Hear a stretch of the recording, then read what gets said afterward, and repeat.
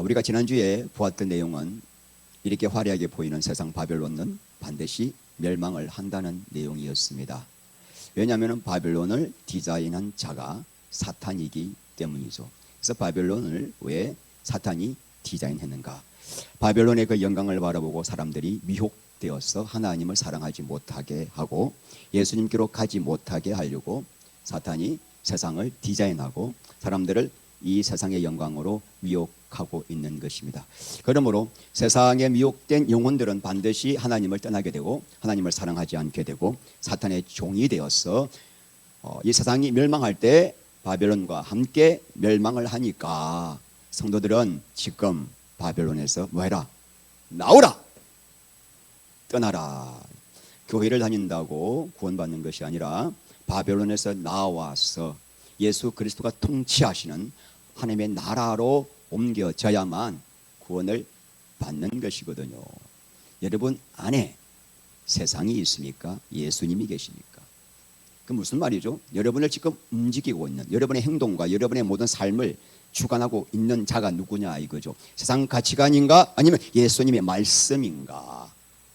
그것이 여러분의 영원한 운명을 좌우하는 것이죠. 그래서 바벨론에서 나오라는 이 말씀은 여러분의 삶의 주권자가 누구인가 돌아보고 돌이키라는 것입니다. 오늘 본문에서는 이 바벨론이 멸망할 때 바벨론의 그 멸망을 바라보고 통곡하는 세 부류의 사람들이 존재합니다. 첫 번째는 9절부터 누가 나오죠? 땅의 왕들. 11절에서는 땅의 상인들. 17절부터는 선장과 선원들, 이 세 부류의 사람들이 나옵니다. 이들은 바벨론 시스템 안에서 바벨론과 음행을 하면서 거기에서 바벨론이 주는 모든 부귀와 영광과 영화를 누렸던 VIP들입니다. 그런데 이들이 왜 이렇게 지금 슬피 울고 있습니까? 그 바벨론을 사랑해서가 아니라 바벨론이 주는 모든 영광과 부귀와 건설을 누렸는데 그것을 주던 떡고물이 사라졌기 때문에 그것 때문에 지금 애통해하고 쫄딱 자기들도 망했기 때문에 숙주가 망하니까 숙주에서 꿀물을 빨아먹던 모든 존재가 다 같이 망하는 거죠. 현대자동차가 망하면 현대자동차의 하청업체가 다 망하듯이 그런 원리로 지금 이들이 슬퍼하고 있다는 것입니다. 그러므로 왜 이들이 진짜 슬퍼하는지를 좀 자세히 오늘 우리가 살펴보려고 합니다. 로마 시대에 정치 권력과 경제 권력이 어떻게 야합을 하고 그래서 어떤 악행을 실제로 벌였는지를 우리가 좀 자세히 살펴보면서 요한계시록의 이 말씀이 이런 의미구나. 우리가 역사적인 좀 내용을 오늘 좀 살펴보고자 합니다. 자, 첫 번째 우는 부류가 누구였습니까? 땅의 왕들. 자, 9절부터 읽겠습니다. 그와 함께 음행하고 사치하던 땅의 왕들이 그 불붙는 연기를 보고 위하여 울고 가슴을 치고 그 고난을 무서워하여 멀리 서서 가로되 화이또다 큰 성 견고한 바벨론이여 일시간에 내 심판이 이르렀다 하리로다. 자, 누가 울고 있습니까? 뭐하던 자죠? 음행, 사치. 자, 땅의 왕들의 핵심 범행은 뭐죠? 제목은 음행과 사치. 이 음행은 영적인 음행을 물론 말하겠죠. 육적인 음행과 함께. 그래서 오늘 우리가 이 땅의 왕들을 좀 제가 진작했어야 되는데 이 땅의 왕들이 그 당시에 어떤 자들인가를 오늘 좀 자세히 한번 살펴보려고 합니다. 그래 여러분들이 가슴에 팍 와닿을 수가 있거든요. 자, 이 로마 시대에 로마는 많은 나라를 정복했죠. 정복할 때 이거 통치 형태가 아주 다양했습니다. 그 나라의 경제적 정치적인 모든 상황을 고려해서 통치의 형태를 정했거든요. 그래서 크게 세 가지 도구를 사용했습니다. 첫 번째는 뭐죠? 봉신왕 제도입니다. 이 봉은 땅을 나누어 줄 봉. 이해가시죠? 신은 신하신입니다. 자, 이 황제가 어느 땅을 그 지역에 있는 가장 유력자, 재력을 가지고 있는 유력자에게 그 땅을 줌으로 해서 그 땅을 받은 신하가 로마 황제를 대신하여 그 땅을 통치하는 왕이 누구다? 봉신왕. 봉신왕은 주로 누구를 택한다? 그 지역에 그 같은 그 민족 중에서 아주 유명한 재력이 있는 사람들을 뽑아서 봉신왕으로 부려먹는데 영어로는 클라이언트 킹이라고 합니다. 그래서 우리가 가장 잘 아는 봉신왕은 누굴까요? 헤롯 대왕입니다. 누구요? 여러분들이 오늘 이 세 가지를 잘 아셔야 복음서를 읽을 때 이해가 되고 사도행전 같은 거 읽을 때 이해가 됩니다. 자, 그 다음에 누구예요? 분봉왕. 테트라크, 테트라는 4분의 1입니다. 아크는 통치하다. 그러니까 땅을 이렇게 나누어서 통치한다는 뜻인데, 이건 뭐냐면은 이제 이 봉신왕이 정복 전쟁을 해가지고 땅을 많이 넓히잖아요. 넓히면 그만큼 뭐가 생겨요? 권력이 생기죠. 권력이 생기니까 로마 황제가 혹시나 자기를 반역할 수가 있잖아요. 하여튼 이 권력이 커지면 무조건 눌러야 되거든요. 이 권력 세계에서는. 그래서 어떻게 해요? 그 땅을 4개로 나누어 가지고, 그래서 거기서 다시 왕을 나누어주는 거죠. 땅을 나누어서 그 한 지역, 나눈 지역의 한 부분만을 맡기는 통치자가 누구다? 분봉왕입니다. 그래서 헤롯 대왕이 죽고 난 다음에 그 유대 땅을 4등분합니다. 4등분해 가지고 이렇게 나누는데, 잘 안 보이실지 모르겠지만은, 자, 유대 땅을 몇 등분? 동그라미 쳤죠. 제가 4등분으로 나누었습니다. 4등분 하는데, 위에 아벨렌의 땅은 루사니아라는 자가 맡았는데, 분봉왕이었는데, 저 사람은 헤롯의 대왕의 자녀가 아니고 나머지 3명은 다 헤롯 대왕이 죽고 난 다음에 그 아들들에게 이 땅을 나누어서 로마 황제의 그 승인하에 이렇게 나누어 먹은 겁니다. 그래서 헤롯 안디바, 이해가시죠? 헤롯 안디바는 무슨 땅? 갈릴리와 밑에 베레아 있죠. 같은 색깔이죠. 이 땅을 맡은 자가 누구다? 헤롯 안디바, 세례 요한의 목을 친 사람이죠. 그 분봉왕이에요. 자, 그 다음에 이제 헤롯 빌립은 이둘의 드라고니 땅을 통치했고, 헤롯 아켈라오는 사마리아와 유다 땅 가장 핵심 지역을 통치한 이유는 헤롯의 장남이에요. 다음에 이러면 총독은 뭘까요? 총독은 특별히 군사적으로 경제적으로 아주 요충지일 때는 직접 뭐 한다? 황제가 사람을 그 지역에 보내서 총독으로 임명해서 그 지역을 맡게 했습니다. 자, 여러분 이게 보시면은 이 헤롯의 아들이 세 땅을 맡고 있었는데, 세 지역을 헤롯 안디바, 헤롯 빌립, 헤롯 아켈라오. 근데 헤롯 아켈라오가 얘가 아주 잔인합니다. 장남인데 아버지 닮아가지고 잔인하고, 그리고 너무 정치를 못해. 그래가지고 이 유대인들이 걸핏하면 소요를 일으키고, 또 로마 황제에게 이 아켈라오 바꿔주라, 이 양반 우리가 못 섬기겠다. 그러니까 황제가 이 아켈라오를 프랑스로 유배를 보낸 자가 총독입니다. 아시겠죠? 그래서 여러분들이 잘 아시는 총독, 빌라도 총독. 빌라도 총독은 아킬라오를 패한 다음에 제5대의 총독입니다. 그래서 왜 총독이 나오고 왜 분봉왕이 나오고 봉신왕이 뭔지를 아셔야만이 여러분들이 복음서를 읽을 때 전체 스토리가 잡히게 됩니다. 자, 누가복음 3장 1절 보시겠습니다. 누가복음 3장 1절. 자, 디베로 찾습니까? 디베로 황제가 통치한 지 15해. 곧 누구죠? 본디오 빌라도가 유대의 총독으로 임명된 이유는 아켈라오가 하도 엉망으로 정치하니까 유배시키고 거기에 총독들을 계속 보냈잖아요. 근데 5번째 총독이죠. 그다음에 헤롯. 자, 이 헤롯이 누구냐면 적어 놓으세요. 헤롯 안디바 이렇게 적어 놓으세요. 아, 이 헤롯은 누구다? 헤롯 안디바다. 그다음에 그 동생 빌립은 누구다? 이 빌립 있죠? 헤롯 빌립이죠. 이두레와 드라곤이 나와 있죠. 적어놨죠. 이두레와 드라곤이 맡았죠. 루사니아는 헤롯 가문이다 아니다? 아니다. 저기 있죠. 루사니아 있죠. 분봉왕 이해가시죠? 이러면 이제 우리가 이 분봉왕이 왜 생겼는가를 정확하게 알 수가 있습니다. 자, 그래서 종류가 몇 가지 있다고요? 이 통치, 봉신왕, 분봉왕, 총독이라는 이 세 부류가 있었는데, 로마 황제의 통치를 받아서 땅을 다스렸던 날. 근데 이들이 무슨 일을 했기에 음행과 사치를 했다고 할까? 그걸 우리가 한번 살펴보겠습니다. 이들은 뭘 했는가 하면은, 첫째, 그 지역에서 나오는 뭘 했다? 곡물과 보석과 식물을 어떻게 해요? 수탈해서 누구에게 바쳤다? 로마 황제에게 갖다 바쳤습니다. 또 그 지역에 뭘 건축했을까요? 황제 신전, 황제 도시를 건축해서 그 지역 사람들로 하여금 뭘 숭배했다? 황제를 신으로 숭배하게 하고, 그러면서 그 지역에서 뭐 특산물 뭐 좋은 거 딱 뽑아가지고 황제에게 수시로 뭐 바쳤다? 뇌물을 바쳐야만 그 자리가 보존될 거 아니겠습니까? 자, 그래서 그렇게 바치면서 뭘 받았어요? 리워드. 얻은 게 뭐예요?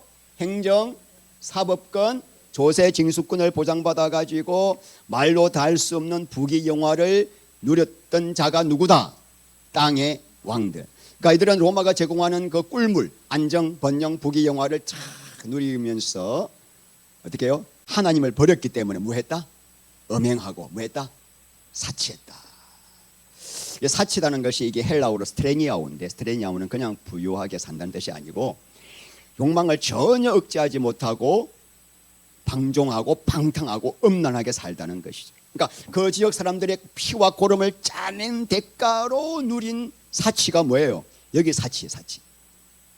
정당한, 내가 정말 합당한 노동의 대가를 지급하지 않고 그 피를 빨아먹어서 짜낸 대가로 누렸던 사치, 사악한 사치입니다. 그래서 여러분들이 가장 잘 아시는 그 땅의 왕들 중에 대표가 누구라고요?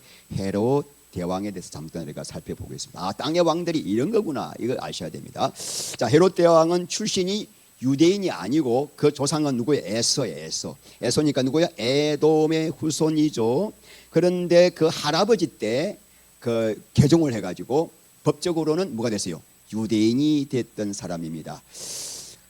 근데 여러분, 유대인들이 에서 족속 좋아합니까? 안 좋아합니까? 아주 미워하죠. 그래서 제가 이번 수요일 날 좀 말씀드릴게요. 왜 그 양반이 그 하스몬 유대 정통 왕가인 그 마리암네와 결혼했는지 그 부분은 수요일 말씀드리고, 하여튼 이 사람이 이 뭘 로마 황제하고 뭐가 있다? 관계가 좋아. 친분을 이용해 가지고 그 지역에 봉신왕으로 등극을 한 사람이죠. 그래서 특징이 바벨론 시스템의 가장 성공적인 모델, 성공한 사람이죠. 제위기간은 주전 40년부터 주전 4년은 예수님이 태어난 그 해예요. 그 해에 이 양반이 죽었습니다. 몸에 구더기가 버글버글하고 하여튼 뭐 정신병 걸리고 비참하게 죽었는데 그때 이 양반이 죽었습니다. 그래서 우리가 좀 뭘 살피고자 하면은 이 헤롯이 도대체 어떤 죄를 저질렀을까? 이 땅의 왕들의 대표인데 어떤 죄를 저질렀을까? 우리가 좀 살펴보겠습니다. 첫 번째는 읽어보실까요? 영적 음행의 끝판왕. 자, 유대인들이 싫어합니다. 이 에돔인을 싫어하니까 누구를 싫어합니까? 이 헤롯 왕을 너무너무 싫어하니까 이 사람들이 유대인들의 환심을 얻기 위해서 뭘 짓습니까? 예루살렘 성전을 건축하는데 주전 20년에 지어가지고 주전 4년에 죽을 때까지 짓고 그 다음에 그 자기 아들들이 계속 지어가지고 주후 63년에 완성되었으니까 몇 년간 지었습니까? 빨리 계산하십시오. 83년 지었죠. 83년간. 그리고 7년 뒤에 디도 장군이 이 예수님 말씀대로 이 성전을 돌 위에 돌 하나도 남지 않도록 뭐 했어요? 박살냈던 이 성전, 하나님이 원치 않은 성전이죠. 자, 그렇게 하면서 또 동시에 가이사라와 사마리아에 뭘 지어요? 로마 황제를 위한 신전을 건축하고, 가이사라와 이 사마리아에는 로마 황 양다리 걸치는 끝판왕, 영적 음행의 끝판왕이라고 할 수가 있습니다. 이 양반이 예수님 탄생할 때 2살 이하의 아이를 죽였던 이유가 뭡니까? 예수님이 유대인의 왕이라 나 말고 누가 왕이 될 수 있는가? 아주 분노하면서 2살 이하의 아이를 죽였죠. 그래서 이 양반이 죽을 때 일화가 있습니다. 자기가 죽을 때 유대인들이 너무나 기뻐할 거 아닙니까? 내가 죽을 때 기뻐하는 걸 볼 수가 없다. 그래가지고 그 유대인의 그 유력자들을 다 끌어모아 가지고 여리고 경계장에다가 딱 이렇게 모아놓고 내가 죽는 딱 순간에 저들 다 죽여라. 죽이면은 유대인들이 슬퍼할 거 아니냐. 기뻐하지 않고. 그 정도로 악한 왕입니다. 대단하죠. 근데 다행스럽게도 그 명령은 실행되지 않았다라고 합니다. 자, 두 번째 제목은 뭡니까? 권력에 대한 집착이죠. 이 사람이 권력을 빼앗길까봐 자기 장모, 처형, 그리고 처의 할아버지를 죽이고 나중에는 아내까지 죽이고 세 아들을 다 죽입니다. 자, 그러니까 이 두려움과 불안의 극치를 달렸던 사람이죠. 세 번째는 과실을 위한 건축입니다. 첫 번째 뭘 지었습니까? 마사다 궁전. 유대 강야의 사막 한가운데에 이렇게 화려한 궁전을 건축하고 거기서 온갖 사치와 호화를 누렸습니다. 헤로디움은 자기의 무덤을 미리 만들어 놓은 거예요. 그래서 산 전체를 깎아가지고 성체를 만들어서 거기다가 화려한 연회장, 수영장, 그리고 경주용 트랙을 설치했습니다. 그리고 가이사라와 사마리아에는 황제 도시를 이렇게 건축해서 수많은 황제의 신전을 건축해서 황제의 환심을 사기 위해서 이렇게 큰 건축물을 지었습니다. 자, 이런 건축물을 짓기 위해서는 적어도 수만 명의 유대인들이 수십 년 동안 피고름을 짜가지고 만든 것 아니겠습니까? 자, 그러므로 이 땅의 왕들이란 뭐다? 로마의 부역자들입니다. 부역자. 그래서 1번 읽어보실까요? 로마 제국 시스템에 기생한 존재들. 2번 안정과 번영이라는 꿀물을 위해서 영혼과 양심을 팔아넘김. 하나님을 버리고 제국의 힘을 선택한 자들이다. 자, 두 번째 땅의 상인들을 봅니다. 11절 읽겠습니다. 땅의 상인들이, 자, 이게 이 상인들이 이름은 엠포로입니다. 왜 제가 헬라어를 이렇게 말씀드리냐면, 이 상인들 하면은 보통 우리가 말하는 상인들은 카펠로입니다. 카펠로이는 그냥 소상인들, 생계를 위해서 물건 파는 사람들이 카펠로이고, 이들은 엠포로이라고 나와 있습니다. 이 엠포로는 보통 상인들이 아니에요. 제국 전체의 경제권을 좌지우지하고 그 땅의 왕들과 동등한 권력을 누렸던 땅의 귀족 중에 VVIP들입니다. 그래서 여러분, 자, 23절 봅니다. 요한계시록 18장 23절. 등불빛이 결코 다시 내 안에서 비치지 아니하고 신랑과 신부의 음성이 결코 다시 내 안에서 들리지 아니하리로다. 너의 상인들은 땅에, 상인들은 해놓으니까 누구래요? 땅의 왕족들이. 땅의 왕족이 메기스탄인데, 이 상인들은 결국은 시시한 상인이 아니라 적어도 왕족과 같은 레벨의 어마어마한 귀족 계급이다 이 말이에요. 그러니까 여러분들 지금 땅의 상인들, 물건 파는 상인, 이게 아니고 엄청난 자들입니다. 최상류층의 귀족들입니다. 그렇다면 여러분, 어째서 이들이 이렇게 땅의 왕들과 맞먹을 수 있는 권력과 재력을 소유할 수 있게 됐을까? 저거를 제가 세 가지로 한번 분석을 해봤습니다. 첫째는 전쟁이라는 비전이 있습니다. 자, 로마 군대가 전쟁 나갑니다. 전쟁 나가면 이들이 같이 나갑니다. 로마 군대가 그 전쟁하는 경로를 같이 이동하면서 따라갑니다. 그래서 이제 로마 군대가 이제 전쟁에서 승리하면은 뭘 하죠? 전리품을 다 거둘 거 아닙니까? 그리고 막 그 노예들, 포로들을 잡아가지고 한 곳에 모아놓고 경매합니다. 경매. 한 사람당 500원, 1000원. 그때 이제 이들이 따라다니면서 뭐요? 아주 싼 값에 낙찰받는 거예요. 낙찰받아가지고 특별히 노예들은 그 당시에 이 델로스라는 그리스에 있는 섬이 아주 유명한 노예 시장입니다. 하루에 10,000명 이상을 파는 곳이에요. 이런 데다가 수백 배, 수천 배를 받아가지고 노예를 팔아넘기는 거예요. 로마 시장이 또 로마나 에베소도 유명한 로마 시장. 전체의 로마 이 제국 안에서 이루어지는 노예 판매가 1년에 수십만 명. 그러면 이제 이들은 뭐 금이나 그 당시 뭐 어떤 현물로 죽겠죠. 그 낙찰받고 난 다음에. 그러면 군대에서는 그 돈을 가지고 군인들에게 좀 나눠주면서 사기를 진작시키고, 또 승리한 장군이 인마에 복귀하고 남은 돈은 황제에게 갖다 바쳤던 것이죠. 그렇게 해서 그들이 전쟁에서 다니면서 그들이 전쟁 물자를 또 공급하는 거죠. 포도주, 양식, 텐트, 무기들을 가지고 다니면서 계속 공급하는 거예요. 이들이. 그러니까 얘들이 어마어마하게 돈을 벌었습니다. 지금도 여러분 방위산업체 로비가 대단합니다. 이들이 좀 돈 버는 이유가 뭐죠? 전쟁 때문에 돈 벌었잖아요. 지금도 방위산업체가 어마어마하죠. 왜냐? 전쟁이 계속 일어나야 되잖아요. 돈 벌려면. 그래서 계속 국가와 국가 정상들에게 전쟁을 일어나도록 유발을 시키고, 그렇게 조종을 해가지고, 이 미국의 의회에서도 이들이 어마어마합니다. 국회의원, 상원, 하원 의원들을 조종하는 이 힘이 어마어마해요. 그래서 여러분들 이 정치와 이 업체, 군수업체 간의 이 카르텔이 기가 막힙니다. 자, 두 번째 어떻게 돈을 벌었는가 하면 콜레기아를 이라는 이 조직을 통해서 경제권을 독점했습니다. 자, 전쟁이 일어났어요. 그래서 전쟁이 끝나고 난 다음에 이제 좀 치안이 유지가 되면은 그네들이 뭘 조직하냐? 이 콜레기아라는 조직을 딱 조직해가지고, 이게 동업조합이에요. 나중에 콜레기아가 길드라는 이름으로 바뀝니다. 그래서 이 조직을 통과해야만, 이 콜레기아를 통과해야만 구멍가게 열어가지고 풀빵이라도 하나 팔 수가 있는 거예요. 전부 다 이 조직을 통해서만 수출도 할 수 있고 해외로 팔 수도 있고 국내에 거래도 할 수 있기 때문에 독점권을 딱 쥐는 거죠. 어마어마한 거죠. 막대한 부를 남겼습니다. 그래서 그 지역에서 상업하려면 반드시 콜레기아에 가입해야 됐고, 콜레기아에 가입한 사람은 반드시 황제 신전에 가서 숭배해야 되고 우상 제물을 먹어야 했기 때문에 성도들은 절대로 여기에 굶어 죽더라도 갈 수가 없었던 거죠. 콜레기아에 가입할 수 없었기 때문에 성도들은 일체 상행위를 할 수가 없었던 거예요.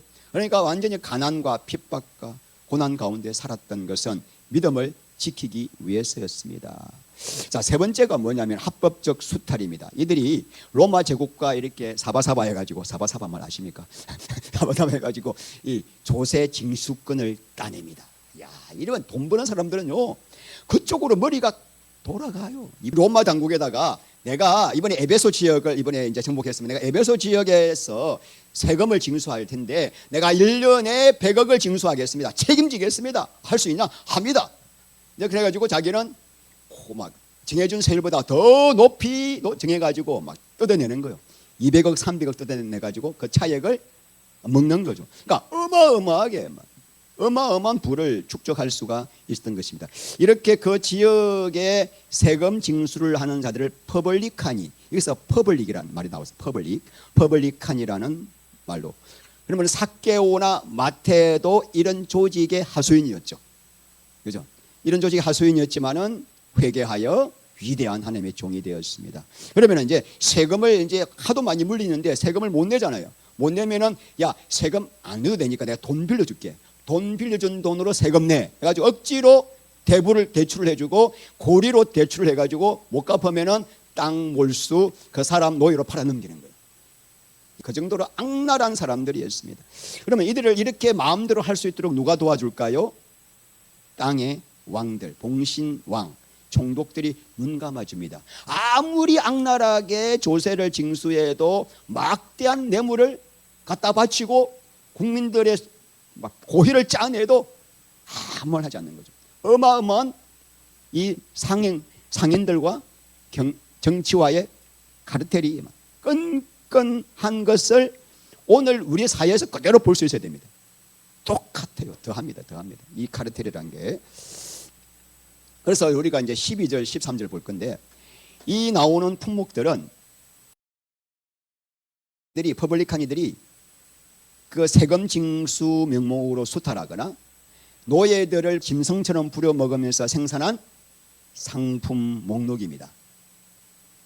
죄악의 증거물들 이렇게 제가 찍었죠. 한번 읽어보겠습니다. 그 상품은 금과 은과 보석과 진주와 세마포와 자주옷감과 비단과 붉은 옷감이요, 각종 향목과 각종 상아그릇이요, 값진 나무와 구리와 철과 대리석으로 만든 각종 그릇이요, 계피와 향료와 향과 향유와 유향과 포도주와 가루와 미리요, 소와 양과 말과 수레와 종들과 사람의 영혼들이라. 그러니까 이러면 이게 단순한 상품 목록이 아니겠죠. 이 상품을 공급하기 위해서 얼마나 많은 사람들이 인간성을 말살당하고 얼마나 피눈물과 땀을 흘려야 했는지를 보여주고 있습니다. 그러니까 로마 제국 안에 얼마나 엄청난 사치와 방탕과 음란이 흥행했는지를 보여주는 증거 목록들, 그런 의미에서 우리에게 이걸 보여주고 있습니다. 첫 번째가 기금속입니다. 금, 은, 보석, 진주예요. 시대를 초월해서 금은 참 최고의 자산이죠. 지금도 금 끝도 없이 올라갑니다. 저는 금 한 돈에 5만 원인 줄 알았는데 지금 90만 원인가 100만 원 간다며요. 저는 5만 원으로 기억하고 있습니다. 그때가 언제인지 모르지만 우리 그때 그 돌잔치 할 때 한 두 돈 하면 10만 원 모아가지고 우리 직원들끼리 해주고 그런, 그게 옛날인가요? 금값이 이렇게 올라지 몰랐습니다. 이 네로는 이 자기 이 궁전을 전부 다 황금으로 이렇게 칠하고 자기 집의 벽들도 황금으로 장식하고 로마의 신전도 전부 다 황금으로 장식하고 금칠갑이었습니다. 그럼 이 금을 누가 채굴 하죠? 노예들이 채굴하는 거예요. 스페인 금강 같은 데서는 이 노예들이 이 금을 채굴하다가 수많은 사람들이 죽어갔다라고 합니다. 열악한 상태에서. 특별히 이 진주, 여자들이 가장 좋아하는 게 진주라 했습니다. 그 당시에 상류층의 가장 여자들이 좋아하는 이게 보석이었는데 신분을 과시하는 상징이었습니다. 귀걸이, 목걸이만이 아니라 샌달의 고리까지 진주로 장식했다고 합니다. 그 정도로 사치를 했다고 합니다. 여러분, 성도들은 무엇으로 장식해야 되나요? 자, 여러분, 자 묻겠습니다. 하나님이 검은 보석 진주를 주신 이유는 내 몸에 치장하라고 주신 것이 아니라, 우리 출애굽기 25장 보면은 하나님 성막을 만들 때 성물을 만드는데 쓰라고, 다른 말로 뭐죠? 하나님의 영광을 위해서 쓰라고. 여러분 집에 이런 게 있으면은 조말할 때 교회 내라는 게 아니고, 교회 내라면 또 오야, 또 막 시험 된다. 하나님의 뜻을 위하여 더 줄 수 있는 기회가 오면은 할렐루야! 아멘?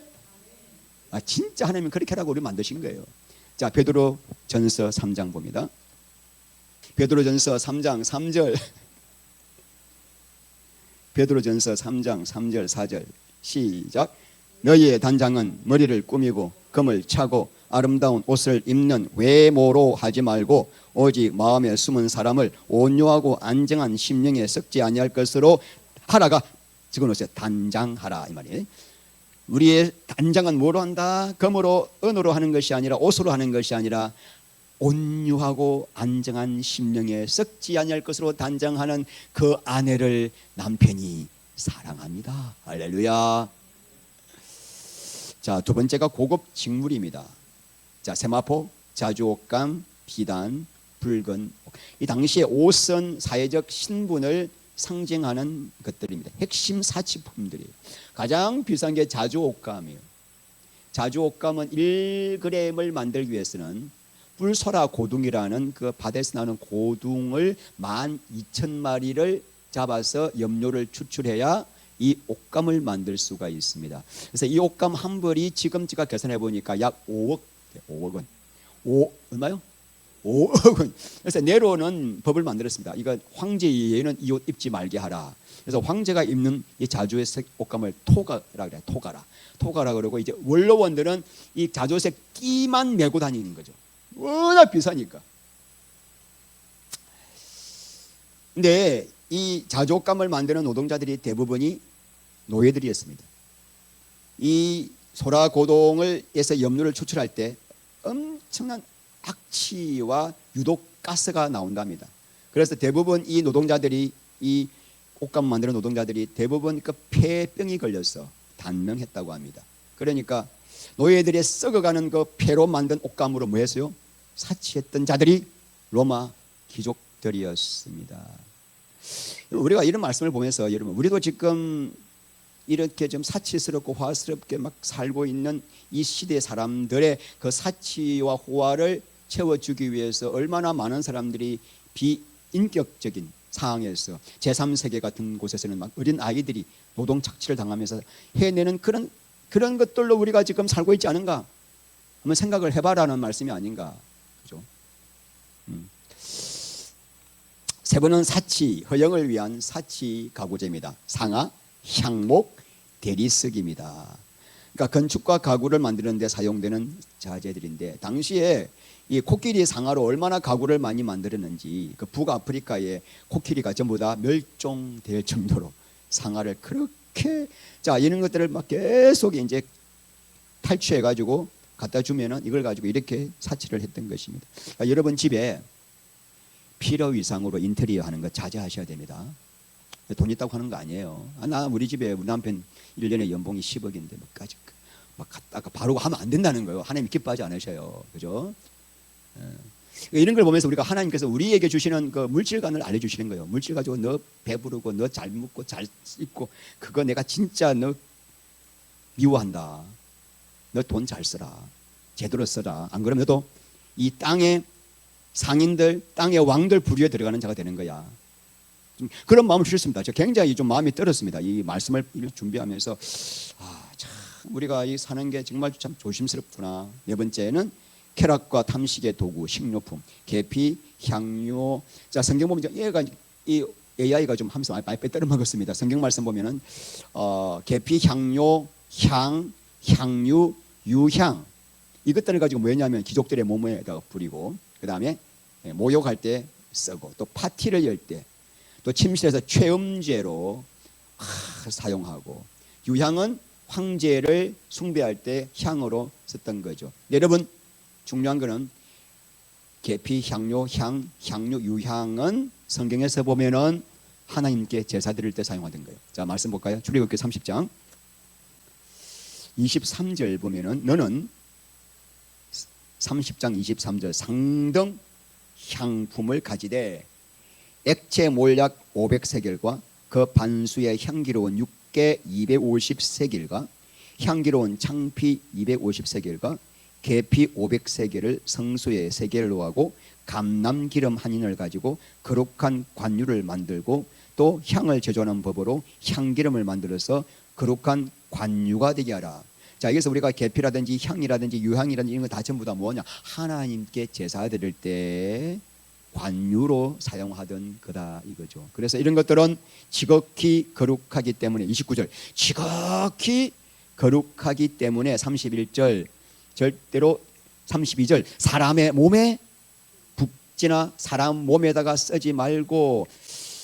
이런 것들은 결국 무슨 말합니까? 하나님께서 하나님을 위해서 쓰라고 하는 것들을 내 인간의 욕심 오감을 즐겁게 하려고 쓰지 말라. 특별히 나중에 보면 그 향을 분향단에 쓰는 향을 사람이 맡으려고 쓰는 자는 끊어진다고. 이 말씀은 뭐냐면은 향이란 뭐죠? 우리의 기도를 말하죠. 하나님께 드리는 이 기도, 이 은혜의 수단을 너 육신의 정력을 위해서 쓰지 말라. 그러니까 하나님께서 이 분명히 이런 것들을 우리에게 통해 주시는 이 말씀이 뭐냐면 천하에 있는 모든 만물들이 나를 위해서 쓰임 받아야 돼. 우리가 먹든지 마시든지 먹는 거 마시는 것도 왜 먹어요? 왜 마셔요? 주님의 영광을 위하여. 이 목적이 바로 쓰여 있어야만 우리가 주님의 영광 가운데 살 수가 있다. 또 여기서 이제 또 빠뜨리는데 이제 식료품, 포도주, 성경 보면은 포도주, 감람유, 고운 밀가루, 밀, 이건 다 뭐죠? 먹고 살기 위해 쓰는 거죠. 근데 밑에 보시다시피 이 보미토리움이라고, 이 귀족들은 산의 지미를 실컷 먹고 난 다음에 더 먹으려고 깃털을 목구멍으로 간질간질하는 게 이 보미토리움입니다. 간질간질 해가지고 다 토인 다음에 또 먹고 또 간질간질 이렇게 한다는 거예요. 이렇게 얼마나 이들이요, 이 하나님이 없는 그 공간이 허무하니까 이 육체의 만족을 위해서 그냥 끝판왕을 달렸다는 사람들이 누구예요? 로마의 귀족들이었습니다. 가축과 운송이죠. 그 다음에 소, 양, 말, 수레. 이 말은 원형 경기장에서 전차 경주할 때 사용되었습니다. 시민의 볼거리로 사용되었던 말입니다. 당시 전차 경주는 여러분 배너 영화 보셨죠? 배너 영화에서 보셨듯이 지금 야구나 축구 경기와는 비교가 안 되는 인기 대박의 엔터테인먼트 종목이었습니다. 전차 경주가. 수레는 여기서는 짐을 싣는 수레가 아니라 사람들, 귀족들이 타고 다니는 수레, 전차 경주용 수레를 말합니다. 하여튼 인간들의 그 오락거리를 위해서 다 썼다는 거죠. 하나님이 주신 이 귀한 선물들을. 자, 맨 마지막에 나오는 목록이 뭐죠? 종들과 사람의 영혼들이다. 이 종들이 무언가 할 때만 소마예요. 소마. 헬라어로 소마는 뭐냐면 바디예요. 바디. 종들이라는 것보다 몸이라, 인간의 몸과 사람의 영혼들은 푸시케예요. 목숨이란 뜻이죠. 그러니까 이 하나님의 형상으로 지음받은 인간들의 인격을 말살하고 완전히 짐승처럼 상품처럼 사용했다는 것입니다. 로마 시대의 그 노예는 말하는 도구에 불과했습니다. 그러니까 노동력만 착취한 것이 아니라 노예의 인격, 성적 자기 결정권을 완전히 박탈해서 인격을, 영혼을 파괴했습니다. 그러니까 당시 노예들은 주인의 성적 욕구를 충족시키는 장난감 같은 도구로 보았던 거죠. 그래서 노예하고는 어떤 관계를 맺어도 절대 간통, 간음이 아니었습니다.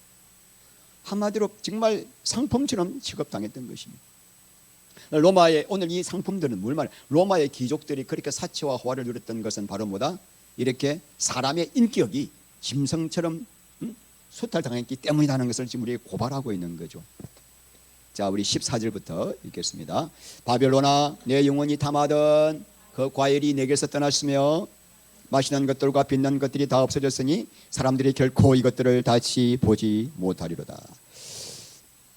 바벨론으로 말미암아 치부한 이 상품의 상인들이, 땅의 상인들이죠, 메기스탄, 그의 고통을 무서워하여 멀리 서서 울고 애통하여 이르되 화이토다 화이토다, 큰 성이여 세마포 옷과 자주 옷과 붉은 옷을 입고 금과 보석과 진주로 꾸민 것인데 그러한 부가 한 시간에 망하였도다. 자, 누가 지금 애통하고 있습니까? 땅의 상인들, 엠포로이, 그들이 지금 애통해하고 있습니다. 아이고, 한순간에 이렇게 망하다니, 아이고 우리도 망했다 망했다. 자, 이번 세 번째 그룹, 세 번째 누가 슬피하고 울고 있습니까? 선장과 선원들. 자, 17절 이하 읽겠습니다. 모든 선장과 각처를 다니는 승객들과 선원들과 바다에서 일하는 자들이 멀리 서서 그가 불타는 연기를 보고 외쳐 이르되 큰 성과 같은 성이 어디 있느냐 하며 티끌을 자기 머리에 뿌리고 울며 외통하여 외치르되 화이토다 화이토다, 이 큰 성이여 바다에서 배부르는 모든 자들이 너의 보배로운 상품으로 치부하였더니 한 시간에 망하였도다. 자, 여기서 보면은 아까 보시다시피 세 부류가 나오죠. 누가 울니까? 선장, 또 선객, 그리고 선원들과 바다에서 일하는 자들이 이렇게 크게 세 부류가 통곡을 하고 있습니다. 선장은 제가 이제 오늘을 보니까 그 화물선의 주인 객이더라고요. 그러니까 지금 말하자면은 거대 글로벌 무역 상사의 회장, CEO.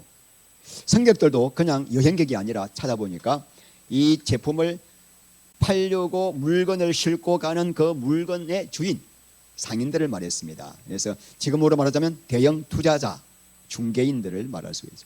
선원들은 그 배에서 일하거나 항구에서 물건을 하역하는 자들, 지금으로 말하자면은 항만 노동자, 트럭 운전자, 택배 기사까지 다 포함하는 거죠. 그러니까 최상위 권력자부터 하루 벌어 사는 노동자까지 전부 다 바벨론이 망하니까 그들에게 다 무엇이었다? 재앙이 내린 결과라고 그들이 애통해하고 있습니다. 그럼 여러분, 이들이 어떤 제품을 운송했을까? 이 바다에서 배를 부르는 사람들이 어떤 제품을 운송했을까? 크게 두 가지입니다. 첫째는 기족을 향한 뭐다? 사치품. 아까 우리 12절 13절에서 보았던 그 사치품. 두 번째는 로마 시민입니다. 로마 시민을 먹이기 위한 식량이에요. 로마 시민이 그 당시에 약 100만 명이었다고 합니다. 100만 명. 100만 명인데 100만 명 중에서 시민권을 가진 성인 남성들에게만 기본소득, 지금으로 말하면 기본소득, 기본 식량을 주었습니다. 그들이 몇만 명? 20만 명이에요. 그리고 그 집에 있는 여자, 아내, 할머니, 남한 사람들, 아이들이 모두 40만 명. 그리고 노예들이 40만 명이었습니다. 그래서 이제 무상급식은 오직 시민권을 가진 성인 남자에게만 주었는데, 문제는 양식이 그렇게 많지 않았습니다. 기껏해 한 2명 정도 먹을 수 있는 양식이었습니다. 보통 가정에 뭐 애까지 하면 한 4명 되잖아요. 그러니까 턱없이 부족하잖아요. 그래서 모자라는 이 양식은 다양한 방식으로 생계를 꾸려 나가야 했습니다. 그다음에 여러분, 왜 로마시가 무슨 이유로 이렇게 로마 시민들, 성인 남성들에게 20만 명들에게 무료로 곡식을, 양식을 배분했을까요? 크게 두 가지 이유가 있습니다. 두 가지. 첫 번째는 그 로마시의 안에 40만 명의 노예가 있잖아요. 이 노예들이 언제 폭동을 일으킬지 몰라요. 그럼 이 노예를 누가 다스려줘야 됩니까? 시민들이 자기 집에서 노예를 다 데리고 있으니까 이 시민들을 잘 구슬려서 잘 먹여야만 노예들을 계속 부려먹을 수 있고, 노예들을 부려먹을 수 있어야 로마시가 계속 유지될 수 있기 때문에 그런 목적이고, 두 번째는 황제가 아무리 타락하고 엉망으로 해도 이들이 황제에게 우호적으로 표를 주고 박수 치주고 절대로 비판하지 못하게 하는 방법이 뭐예요? 받아 먹으면 못해요. 철저한 그들이 가지고 있던 그 전략이 뭐냐면 빵과 서커스였습니다. 빵. 먹이고 난 다음에 뭘 하죠? 먹이고 배불린 다음에 볼거리 제공하는 거예요. 전차경주, 금투사 경기, 또 우리 그리스도인들이 사자밥에 물려 죽는 그 모습을 보게 하면서 열광을 하는 거예요. 먹이고 배불린 다음에 고기에 빠져서 무조건 로마 황제에게 박수치게 만드는, 한마디로 강아지와 꿀꿀이를 만드는 전략이 뭐예요? 빵과 판냄이라는 게 빵입니다. 에트가 end라는 뜻입니다. 에트. 키로켄세스. 라틴어는 C를 케이블이 있습니다. 키르켄세스는 뭐냐? 서커스예요. 저기서 서커스가 나와요. 그러니까 빵과 서커스를 가지고 백성들을 꿀꿀이로 만드는 전략이 로마 시대의 그 당시의 전략이었습니다. 그러니까 이 정당한 비판을 하지 않고 무조건 로마 황제에게 타락을 해도 엉망을 살아도 박수를 치니까 로마가 점점점 엄난해지고 망해졌잖아요. 그래서 결국은 서로마는 주후 453년에 망하고 동로마는 1453년에 망하고 결국은 그렇게 망하는 거죠. 다음 여러분, 우리가 이제 이 말씀을 통해서 로마 시대의 황제가 백성들을 이렇게 꿀꿀이로 만들기 위해서 빵과 서커스를 만들었다고 한다면은 지금 이 짐승들도 그리고 앞으로 나타날 이 짐승들도 저 그리스도도 반드시 우리를 뭘로 할까요? 빵과 서커스를 사용할 것입니다. 그래서 계속 공짜 돈 주면은 뭐라 그래요?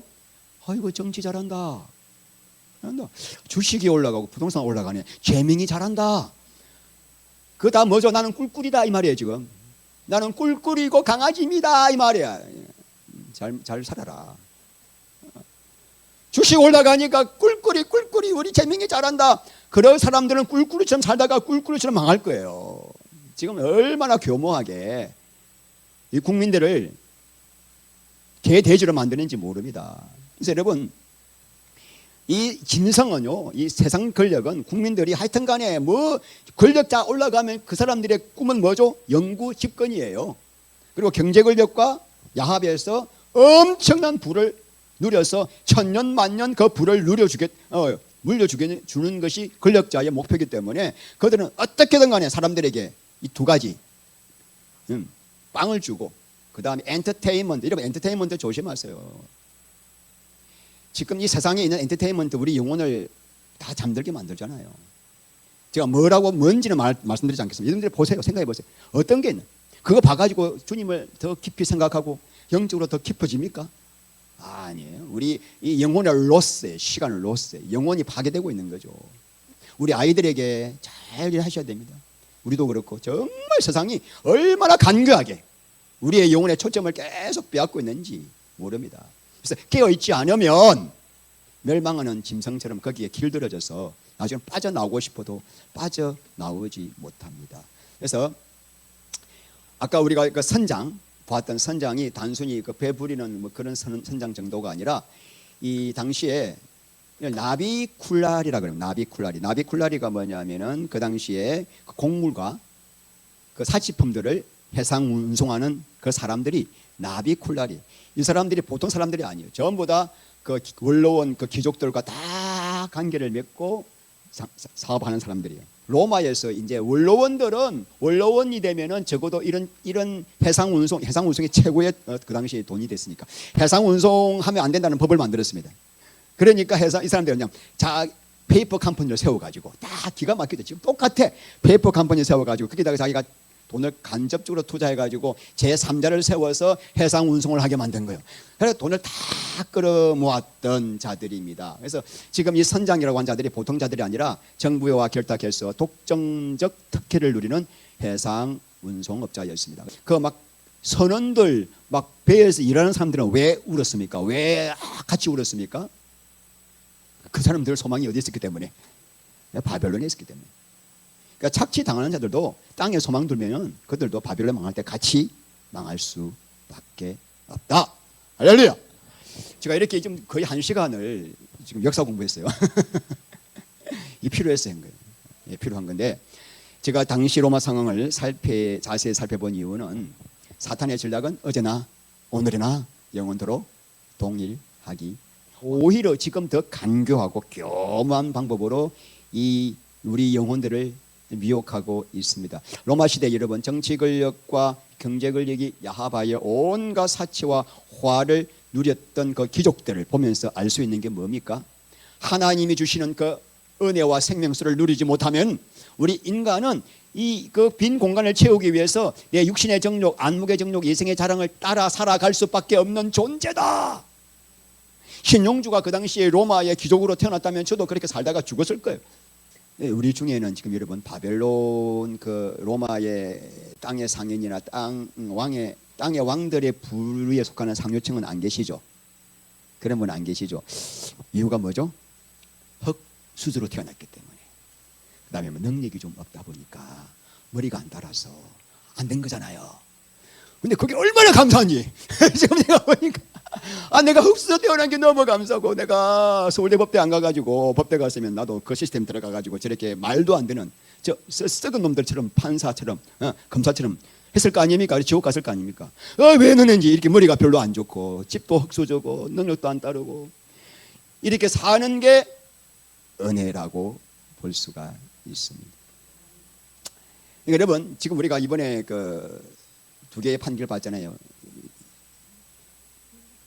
윤석열 대통령을 그 5년 구형하고 5년형 때리고, 또 내란죄로는 사형을 때리고, 그 다음에 한덕수 총리는 구형 15년인데 23년형을 때리고.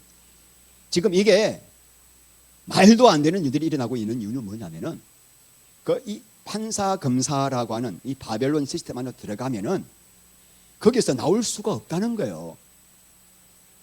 밥줄 끊기기 때문에 그 시스템 안에서 내가 계속 권력을 누려야 되기 때문에 결국은 아무리 부정한 권력이라 하더라도 부정한 권력의 입맛에 맞는 판결을 내릴 수밖에 없는 게 바벨론이라는 거예요. 이게 무서워요, 여러분. 저도 판사 됐으면 그렇게 했을 거예요. 이게 바벨론. 그 다음에 우리는 어떻게 되냐면, 우리에게는 지금 뭐가 필요하죠? 왜 그럼 다니엘이나 느헤미야, 에스더 이런 사람들은 그 바벨론과 바사 시대의 최상류층, 최고 관리가 됐던 사람이에요. 그런데 그들은 그런 자리에 올라갔지만은 그 바벨론 시스템에 안 매였습니다. 그 이유가 뭐죠? 하나님을 생명보다 사랑했기 때문이에요. 그거예요, 그거. 오늘 우리에게 필요한 건 그거죠. 우리가 그 자리에 올라가느냐 안 가느냐 그게 중요한 게 아니라, 지금 우리가 그 자리에 올라가지 않았지만은 혹시 내가 지금 공부 열심히 하고 사업 열심히 하고 직장 열심히 다니는 이유가 이렇게 열심히 해가지고 나도 그 땅의 상인, 땅의 왕족 속에 좀 들어갈 수 있는 가능성이 있지 않을까라고 열심히 하고 있다면 그 사람 아무리 교회 다니도 땅에 속한 자들이에요. 땅에 속한 자들이에요. 우리의 폐부를 보신다, 여러분. 여러분들이 그러니까 지금 왜 열심히 사는가를 주님이 폐부를 보시는데, 하나님, 내가 열심히 사는 이유는 주의 영광을 위했습니다라고 말할 수 있는 자가 되기를 원합니다. 그거. 어떻게 그러면 그 삶을 살 수 있는가? 이 바벨론 시스템은 너무나 엄청납니다. 우리가 그 안에 들어가면 못 나와. 못 빠져나와요. 그럼 어때야 우리가 바벨론 가운데 살면서도 바벨론 시스템에서 벗어날 수 있는 매이지 않는 삶을 살 수 있을까? 예수 그리스도가 주시는 생명수로 채워져야 됩니다.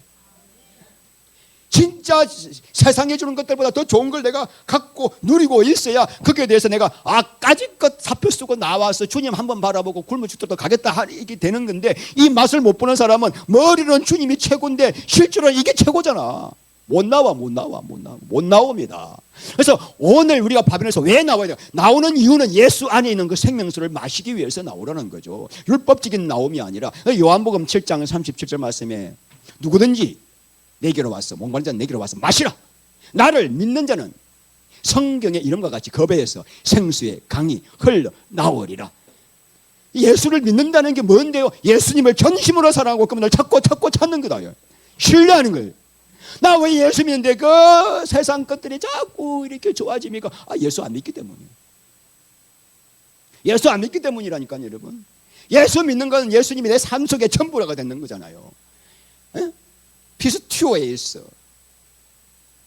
그러니까 우리가 오늘 이 말씀이 이거는 로마 귀족들에게 주는 말씀, 이게 아니라는 거예요. 왜 우리 보고 나오라 그래요? 그 당시 초대 교인들이 로마 귀족들에게 속한 자가 누가 있어? 없었잖아. 다 밑바닥인데 왜 너희들 보고 나오라 그래요? 너 안에 깊이, 너도 그 강남에 가서 살고 싶지 않니? 최고 좋은 집에서 막 뻑뻑번쩍 살면서 그냥 막 천만 원짜리 시계 굴리고 타고 다니고 그러시지 않니? 그러면 너도 여기 얘들이야. 그러면은 어떻게 이긴다고요? 우리가 예수님 먹고 마시고 찾고 구하고. 시편 4편 7절 말씀에 주님께서 내 마음에 두신 그 기쁨은 그들의 곡식과 새 포도주가 풍성할 때보다 더한 이이다. 주님의 기쁨은 그들의 포도주, 새 포도주와 곡식보다 그들이 누구냐면은 땅의 사람들이 이거 없으면 못 살아 하고 침 질질 흘리는 그것들, 곡식과 새 포도주 그것보다 주님이 내 안에 주시는 기쁨이 너무 기쁘니까 주님, 나는 주님만 있으면 살 수 있습니다. 할렐루야. 그 자가 아니면 이 말씀이 내게 이루어지지 않는다니까요. 바벨론에서 나오라는 게 그 말이잖아요. 저는 정말 정치외교학과를 가게 된 것도 사실 정치에 대한 어떤 권력욕이 있었거든요. 왜냐하면 못 살고 막 그런 집안에 태어나니까 나가 뭐 올라가서 한번 해보자. 그러니까 저 안에 이런 깊숙한 속에 그런 권력욕이 있었던. 근데 그걸 이번에 제가 말씀을 준비하면서 그게 막 보이는 거 있죠. 그리고 그게 얼마나 쌀끝없는 쓰레기 중에서 똥인지를 보이게 하시는 거예요. 와, 이거 진짜 불쌍한 인간들이다. 저 이혜훈이 불쌍하다. 저거 괜히 장관 되려다가 집 다 털리고 더러운 거 다 털리고. 이게 인간이에요, 여러분. 그거 권력 욕심내다가 그동안 어떻게 살아온 거 다 드러났잖아요, 그죠? 할렐루야. 우리에게는 예수 없이는 살 수 없는 인생. 우리가 왜 오늘도 나왔습니까? 이 주님이 주시는 생명수를 좀 마셔서 이 세상 것들이 똥으로 보이고 배설물로 보여서 넉넉히 성리하기 위해서. 할렐루야. 기도합니다. 우리 하나님 감사합니다. 바벨론에서 나와 그들의 죄에 참여하지 말고 그들이 받을 재앙들을 받지 말라고 하신 하나님, 내 속에 얼마나 세상 것들을 탐하는지 하나님 아버지, 그 세상의 상류층에 올라가고 싶어서 몸부림을 치는 깊숙한 내 마음의 욕심이 있다면 오늘 이 시간 회개합니다. 내가 타락한 죄인입니다. 내가 땅의 상인들입니다. 내가 땅의 왕들이었습니다. 우리 하나님 아버지, 나에게는 주님이 필요합니다. 세상 모든 걸 다 잃는다더라도 예수 한 분만으로 만족할 수 있는 그런 신실한 거룩한 신부가 되게 하여 주시옵소서. 예수님 이름으로 기도합니다. 아멘. 잠깐 읽어보겠습니다. 시작. 당신은 지금 무엇을 보고 있는가? 마취된 영혼을 깨우십시오. 세상에 주는 빵과 서커스를 거부하고 영원한 성을 바라보십시오. 내 백성아 거기서 나와 그의 죄에 참여하지 말라. 시작. 당신의 목마름은 어디를 향하고 있습니까? 예수님만이 나의 진정한 만족임을 고백합니다. 눈의 비늘이 벗겨져 세상의 화려함 뒤에 있는 죄악의 실체를 보게 하소서. 거대한 바벨론 시스템 속에서도 거룩한 신부로 살아가게 하소서. 아멘.